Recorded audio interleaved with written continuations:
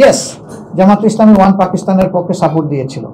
এটা কোনো রাজনীতিতে অপরাধ না, তখন কিন্তু পাকিস্তানের অংশ ছিল পূর্ব পাকিস্তান। কিন্তু যদি কোনো অপরাধ ওনারা করে থাকেন, যেমন মানুষ খুন করে থাকেন, কারো বাড়িতে আগুন দিয়ে থাকেন, কারো সম্পদ লুণ্ঠন করেন, কারো ইজ্জতের উপরে হাত দেন, তাহলে অবশ্যই তাদের বিচার হওয়া উচিত। 71-এ আমাদের অবস্থান ছিল আসলে আনফরচুনেটলি পাকিস্তানিরা আমাদের উপর একটা যুদ্ধ চাপিয়ে দিয়েছিল। এটা কিন্তু বাংলাদেশের জনগণ ইনভাইট করে আনে না। ভুট্টো সাহেব তার একগুমের কারণে পাকিস্তানকে একটা অনিশ্চয়তার দিকে ঠেলে দিয়েছিলেন এবং সেখানে এহিয়া খান তার কাছে কার্যত অসহায় আত্মসমর্পণ করেছেন। বাংলাদেশের জনগণের জন্য এর বাইরে কিছু করার ছিল না তখন এই যুদ্ধে ঝাঁপিয়ে পড়া ছাড়া।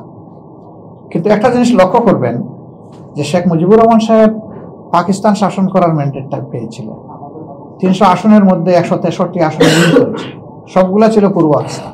161 আসন, সবগুলা ছিল পূর্ব পাকিস্তানের। পূর্ব পাকিস্তানের মাত্র 2টি আসন ছাড়া সব তিনি উইন করেছিলেন। কিন্তু পশ্চিম পাকিস্তানে তার কোনো আসন ছিল না। ওইদিকে ভুট্টো সাহেব 72 আসনে সেখানে জয়লাভ করেছেন, কিন্তু পূর্ব পাকিস্তানে তার কোনো আসন ছিল না। তো উনি আজগুবি দাবি করে বসলেন যে শেখ মুজিব যেমন পশ্চিম পাকিস্তানে কোনো আসন পান নাই, আমিও তেমন পূর্ব পাকিস্তানে আসন পাই নাই, কাজেই দুই অংশ শাসন করার এখতিয়ার জনগণ আমাদের কাউকে দেয় নাই। সুতরাং তিনি হবেন পূর্বের প্রধানমন্ত্রী, আমি হব পশ্চিমের প্রধানমন্ত্রী। তৎকালীন পাকিস্তানের সংবিধান এটা অ্যালাউ করে না। এই ডেডলক মেটানোর জন্য দফায় দফায় ঢাকায় মিটিং হয়েছে এহিয়া খানের সাথে এবং ভুট্টো সাহেবের সাথে, শেখ মুজিবুর রহমান সাহেব। তিনি কিন্তু দেশ স্বাধীন করার জন্য এই মিটিং করেন, তিনি করেছেন তার অধিকার এস্টাবলিশ করার জন্য। জনগণ যাকে রায় দিয়েছে তার হাতে ক্ষমতা দিতে হবে, এটা বোঝানোর জন্য। কিন্তু শেষ পর্যন্ত হলো না, তারা ঝাঁপায়ে পড়ল। শেখ মুজিব সাহেব নিজে কিন্তু স্বাধীনতার প্রক্লেমেশন দিয়ে যেতে পারলেন না। এটা শেখ মুজিব সাহেবের ঘনিষ্ঠতম সহচর, বন্ধু, সহকর্মী তাজউদ্দিন সাহেবের মেয়ে লিখেছেন তার নেতা এবং পিতাই বই। আপনারা আশা করি অনেকেই বইটা পড়েছেন। তিনি ড্রাফট নিয়ে গিয়েছিলেন, তিনি বলছেন না আমি সাইন করবো না, তুমি চলে যাও। তাজউদ্দিন সাহেব চলে এসেছেন, তিনি অ্যারেস্ট হয়ে গেছেন পাকিস্তানিদের হাতে, আমরা রয়ে গেছি পূর্ব পাকিস্তানে। এখন জিজ্ঞেস করতে পারেন 1 কোটি মানুষ ভারতে গেল, আপনারা গেলেন না কেন? আসলে আমাদের যাওয়ার কোনো রাস্তা ছিল না। বলবেন কেন রাস্তা থাকবে না? মৌলানা ভাসানী সাহেব বাংলাদেশের রাজনীতির অবিচ্ছেদ্য অংশ, তিনি কিন্তু ভারতে গিয়েছিলেন যুদ্ধ করার জন্য, 4 দিনের বেশি থাকতে পারেন না, এর মাঝে অ্যারেস্ট হয়ে গেছিলেন, তার জীবন বিপন্ন হওয়ার উপক্রম হয়েছিল, তিনি বাধ্য হয়েছিলেন ফিরে আসতে তৎকালীন পূর্ব পাকিস্তান। জীবনের ঝুঁকি নিয়ে তিনি থেকেছেন পূর্ব পাকিস্তান। তা কেন? তার নামের আগে মৌলানা আছে। তিনি কিন্তু সেই অর্থে কোনো মাদ্রাসায় পড়ুয়া মানুষ না। চর্চা ছিল তার ইসলামের উপরে কিছুটা, তার বেশভূষা ছিল মুসলমানদের মতো। তিনি একটা বিশেষ কায়দার টুপি পরতেন এবং খদ্দরের পাঞ্জাবি পরতেন, আর তার সহকর্মীরা তাকে মৌলানা বলেই অভিনন্দিত করত এবং তিনি সেটাতে কমফোর্ট ফিল করতেন। সেই লোকটাকে ভারত সহ্য করে নাই ভাই, আমারে সহ্য করতো। আমি অবশ্য তখন 12 বছরের শিশু, আমার কথা আমি বলছি না, আমি বলতেছি এরকম যারা আছে তাদেরকে সহ্য করতো না, তাদের কোনো জায়গা সেখানে ছিল না। ভারত যদি খোলা মনে এটা সুযোগ করে দিত তাহলে জাতিটা ইউনাইটেড থাকতো, এই জাতির মধ্যে কোনো ডিভিশন আসতো না। কিন্তু ভারত এটা না দেওয়ার কারণে স্বাভাবিকভাবেই এরা অসহায় এখানে পড়ে গেছেন। শেখ মুজিব সাহেব যেমন তার কিছুই করার ছিল না, তাকে বন্দি করে নিয়ে গেল পাকিস্তানে, আমাদেরও কিছু করার ছিল না, আমরা থেকে গেলাম এখানে। এখন আমরা কি করবো? জামাত ইসলামীকে মিন করতেছি, তাহলে জামাত ইসলামের জন্য পথ দুটো হলো। দেশের ভিতর থেকে তারা যুদ্ধ করবে পাকিস্তান সেনাবাহিনীর বিরুদ্ধে, আর না হয় তারা পক্ষ নেবে পাকিস্তান সেনাবাহিনী। মাঝখানে কিছু করার কোনো সুযোগ কোনো রাজনৈতিক দলের ছিল না। এই জন্য শুধু জামাত না, যারা ও দেশে যেতে পারেননি ইন্ডিয়ায়, তারা সকলেই কিন্তু এক পাকিস্তানের পক্ষে অবস্থান নিয়েছিলেন। কিন্তু বাকিদের প্রসঙ্গ আসে না। আমাদেরটা আসে কেন? আমাদেরটা আসে ওই কারণে যে বাকি দলগুলো ইতিমধ্যে তাদের কার্যক্রমের মাধ্যমে জাতির সামনে তারা নিজেদের অবস্থান সেইভাবে তুলে ধরতে পারেন। রাজনীতিতে এখন তাদের অবস্থানটা সেই রকম উল্লেখযোগ্য নয়। যেহেতু তাদের অবস্থানটা উল্লেখযোগ্য নয়, সেই কারণে তাদেরকে কেউ হেডেক হিসাবে নিচ্ছে না, তারা সবাই আউট। এখন সাবজেক্ট হিসাবে থেকে গেল জামাত ইসলামী। ইয়েস, জামাত ইসলামী ওয়ান পাকিস্তানের পক্ষে সাপোর্ট দিয়েছিল। এটা কোনো রাজনীতিতে অপরাধ না, তখন কিন্তু পাকিস্তানের অংশ ছিল পূর্ব পাকিস্তান। কিন্তু যদি কোনো অপরাধ ওনারা করে থাকেন, যেমন মানুষ খুন করে থাকেন, কারো বাড়িতে আগুন দিয়ে থাকেন, কারো সম্পদ লুণ্ঠন করেন, কারো ইজ্জতের উপরে হাত দেন, তাহলে অবশ্যই তাদের বিচার হওয়া উচিত। আপনারা সবাই জানেন স্বাধীনতার পরপরই শেখ মুজিবুর রহমান সাহেব দেশ শাসন করেছেন 4 বছর।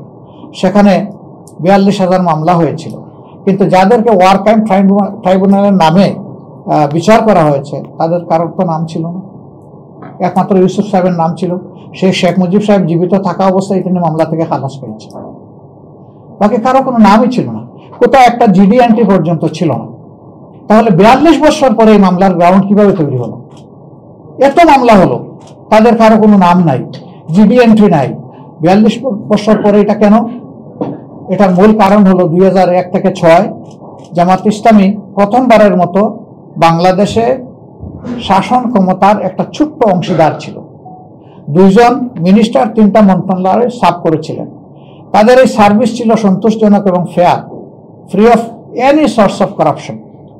সেই মন্ত্রণালয় 3টা তন্ন করে তাদের দায়িত্ব পালনকালীন সময়ের কোনো ইরেগুলারিটিস কেউ আবিষ্কার করতে পারেন।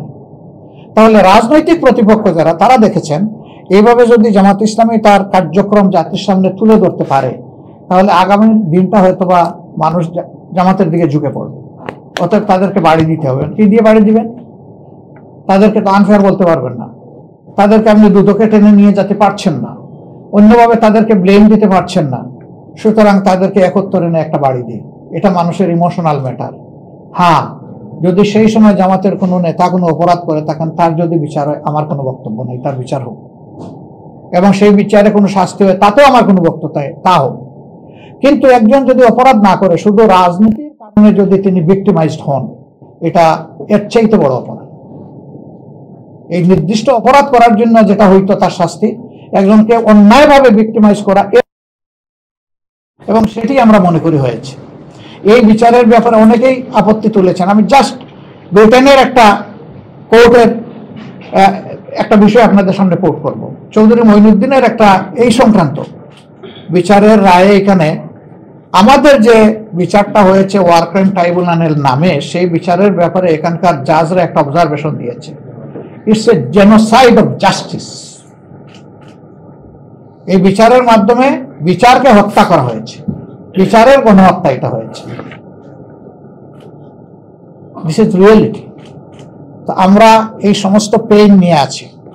15টা বছর আমাদের অফিসে একদিন আমাদেরকে বসতে দেয়নি, কথা বলতে দেয়নি। আমরা এই দেশের নাগরিক, একটা বৈধ পার্টি, আমাদেরকে একটা র্যালি অর্গানাইজ করতে দেওয়া হয়নি। আমাদের কথা নিয়ে সাংবাদিকদের কাছে যেতে পারি নাই, তাদের মাধ্যমে জাতিকে বলতে পারি নাই। সাংবাদিকদের মনের কথাগুলো আমরা শুনতে পারি নাই, তাদের মাধ্যমে জাতির কথা আমাদের কাছে আসবে, এটাও পথ বন্ধ ছিল। ফলে আমাদের সকল ইন্টারাকশন বন্ধ করে দেওয়া হয়েছে। এই 5 তারিখের পর থেকে আগস্ট মাসে আমরা একটু সামান্য সুযোগ পেয়েছি। আজকেটাও তার একটা প্রমাণ। আমরা এখন আমাদের কথা যেমন বলতে পারছি, আপনাদের কথাগুলো শুনতে পাচ্ছি। এইভাবে যখন ইন্টারাকশন আমাদের বেশি বেশি করে হবে, তখন আমাদের ব্যাপারে মিস প্রপাগান্ডা এবং মিথ যেগুলো আছে, ইনশাল্লাহ আমরা আশা করি দূর হবে। আর আমরা যদি কোনো ভুল করে থাকি, সত্যি যদি এটা উইদাউট এনি কোয়েশ্চেন এটা যদি প্রমাণ হয় সন্দেহাতীতভাবে, আমি দায়িত্ব নিচ্ছি, আমি ক্ষমা চাবো জাতির কাছে ইনশাআল্লাহ। এই ব্যাপারে আমার কোনো দুর্বলতা নাই। ধন্যবাদ। জি, FM